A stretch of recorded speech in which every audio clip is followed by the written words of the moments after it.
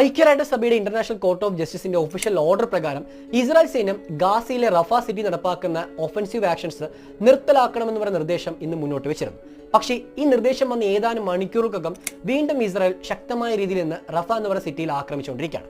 റഫ സിറ്റിയിൽ ഇസ്രായേൽ സൈന്യം പ്രവേശിക്കുകയാണെങ്കിൽ അമേരിക്ക നൽകുന്ന വെപ്പൺ സപ്ലൈ സ്റ്റോപ്പ് ആക്കുമെന്ന് അമേരിക്ക നിർദ്ദേശം നൽകിയിട്ടും UK, ഫ്രാൻസ് തുടങ്ങിയ ഇസ്രായേലിലെ പ്രധാനപ്പെട്ട പാർട്ട്നേഴ്സ് ഇതിനെതിരെ രംഗത്ത് വന്നിട്ട് പോലും ഇന്ന് ഇസ്രായേൽ സൈന്യം ഇത്രമാത്രം ഒഫൻസീവ് ആക്ഷൻ എടുത്തു വയ്ക്കാനുള്ള പ്രധാനപ്പെട്ട കാരണം എന്ന് പറയുന്നത് ഇസ്രായേൽ അകത്തുള്ള പൊളിറ്റിക്കൽ സിറ്റുവേഷൻ.